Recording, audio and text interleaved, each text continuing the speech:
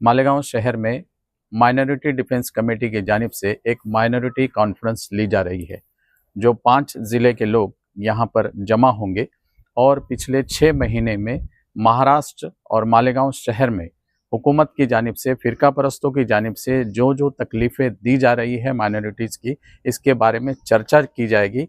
और उसी तरह से ये चर्चा इसलिए होगी कि जो तकलीफ़ें दी जा रही है फ़िरका परस्तों की तरफ से, वो एसआईटी के नाम पे हो, जन्म दाखिले के नाम पे हो, बांग्लादेशियों के नाम पर हो और दूसरे सभी तरीके से जो तकलीफ़ दी जा रही है, उसकी तैयारी यहाँ पर चल रही है। जो कॉन्फ्रेंस यहाँ पर ली जा रही है, उस कॉन्फ्रेंस के लिए एक बड़ा-सा पेंडॉल यहाँ पर लगाया गया है।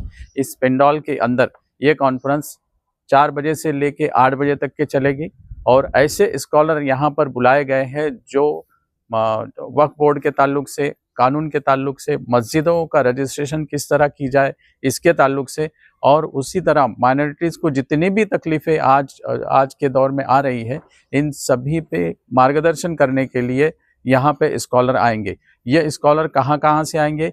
असल में ये जो माइनॉरिटी कॉन्फ्रेंस ली जा रही है, इसे दूसरे लफ्ज़ों में हम ये भी कह सकते हैं कि सकल मुस्लिम सम्मेलन। जिस तरह से दूसरा समाज एक साथ होने की कोशिश कर रहा है, उसी तरह अब मुस्लिम समाज भी सकल मुस्लिम सम्मेलन लेने की तैयारी शुरू हो गई है। इस बारे में ज़्यादा जानकारी के लिए इस सम्मेलन के जो मुस्तकिम डिग्निटी है, वो आज हमारे साथ है बात करने के लिए। आप ये बताइए कि ये 22 तारीख को ली जा रही है, इसका ख़ास मकसद क्या है? क्या ऐसी तकलीफ मालेगांव शहर को हो गई जिसकी वजह से आपको सकल मुस्लिम सम्मेलन लेना पड़ रहा है? मालेगांव शहर में 6 महीना पहले एक एसआईटी बैठी। एसआईटी बैठाने की वजह ये बताई गई कि यहाँ बांग्लादेशी है, रोहिंग्याई है, और हम सब देख रहे हैं कि कई महिलाएं, कई लोग जेल में आज 5 महीने से बंद है। इसी के साथ साथ दूसरे किसी न किसी मामले में लोगों को तकलीफ दी जाती है। किरीट सुमैया मालेगांव बार बार आते हैं। जब किरीट सुमैया मालेगांव आए तो हमने उस वक्त एक माइनॉरिटी डिफेंस कमेटी बनाई, जो मालेगांव शहर के लोगों की कानूनी और जमहूरी लड़ाई लड़ सके, और हम वो लड़ रहे हैं। यही वजह है कि कहीं ना कहीं जैसा मामला वो चाहते थे, हमने वैसा होने नहीं दिया। मगर फिर हम देखे किरीट सुमैया और दूसरे लोग दूसरी जगह भी जा रहे हैं और वहाँ भी एक माइनॉरिटीज़ में डर और खौफ का माहौल पैदा कर रहे हैं। नासिक से हमको कई लोगों के फ़ोन आए कि हमारे साथ कोई ऑफिसर के पास चलने के लिए भी राजी नहीं होता, मतलब जाता नहीं है, ऐसा डर का माहौल है। तो ये सोचा गया, माइनॉरिटी डिफेंस कमेटी जो है उसके कन्वीनर आसिफ शेख, मैं कोऑर्डिनेटर है, और कमेटी के मेंबरान ने ये तय किया कि ये जो डर और खौफ का माहौल बनाया जा रहा है पूरे महाराष्ट्र में, तो कानून में रहकर हम उनकी कैसे मदद करें। क्योंकि हम सब ये देखते हैं कि सुप्रीम कोर्ट ऑर्डर कर दिया, सुप्रीम कोर्ट ने ये बोला कि बुलडोजर नहीं चलना चाहिए, मगर उसके बाद भी बुलडोजर चलता है। सच्चाई जमीन पे यही है। नागपुर का एक वाकया हमारे सामने है। तो हम ये चाहते हैं कि इससे किस तरीके से रोका जाए। मालेगांव शहर की जहाँ तक आप बात करेंगे तो मालेगांव शहर में जो इसके लोकसभा के जैसे चुनाव हो गए, तो चुनाव होने के बाद से मालेगांव शहर पे पहले इल्ज़ाम लगा कि वोट जिहाद हो गया, फिर दूसरा इल्ज़ाम लगा कि लैंड जिहाद हो गया, अब ये तीसरा यही यहाँ के जो इल्ज़ाम लगाया जा रहा है, जन्म दाखिले के यहाँ पे बांग्लादेशी रहते हैं, यानी बोगस जन्म दाखिले का जो इल्ज़ाम लगाया जा रहा है।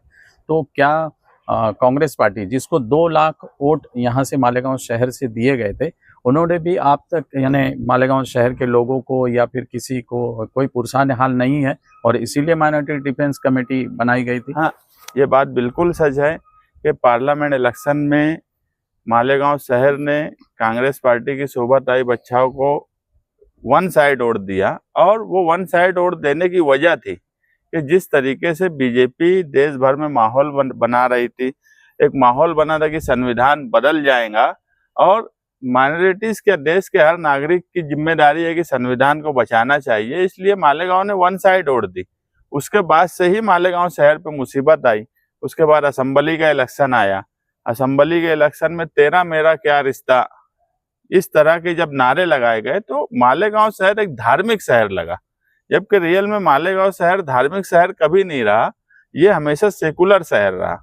और जब ये सब चीजें होने लगी तो जिनकी जिम्मेदारी थी, वो पार्लियामेंट के मेंबर हो या असेंबली के मेंबर हो, इनकी जिम्मेदारी है कि जब शहर पर गांव पर मुसीबत आई है तो फ्रंट पर ये खड़े रहे और ये जो मुसीबत आ रही है उसका हल बताए, मगर ये दोनों ही ये काम से भागे। ये जो कमेटी आप बना रहे हैं अभी, तो क्या इसका काम करने का दायरा आपका नासिक जिले का रहेगा या 5 जिलों तक रहेगा, या पूरे महाराष्ट्र में आप मुसलमानों के जो भी समस्या होगी उन सारी समस्याओं का हल करने का काम आप करेंगे? हमारा मकसद इस प्रोग्राम से यही है, हम 5 जिले के लोगों को आज बुला रहे हैं, लेकिन हमारा जो मकसद है वो ये है कि पूरे महाराष्ट्र में माइनॉरिटीज को कानून के दायरे में रहकर ताकत से लड़ना, किस तरह ताकत से लड़ा जाए। क्योंकि आप देखो, विशालगढ़ का मामला हो, पिंपरी चिंचौड़ का मामला हो, मनमाड़ का मामला हो, यहाँ के लोग हमसे कांटेक्ट में आते हैं, तो हम उनकी मदद किस तरीके से करें।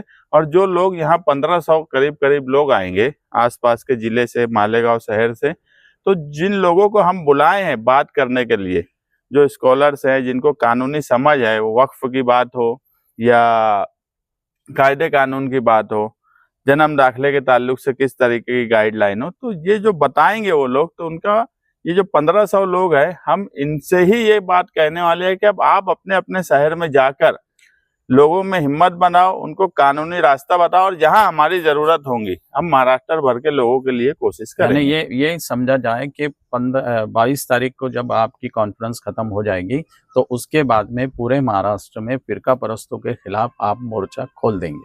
नहीं, देखो, मोर्चा खोल देने की बात नहीं है।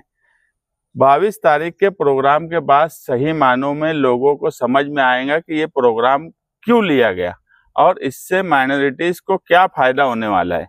हम पहले ही बोले कि हम कानून के दायरे में रहकर ताकतवर माइनॉरिटीज को बनाना चाहते हैं। यानी आप माइनॉरिटीज को सुरक्षा देना चाहते हैं। हाँ। जिस तरह से सकल हिंदू समाज ने ये लिया था, उसी तरह सकल मुस्लिम समाज जो है ये सम्मेलन लेना चाहिए।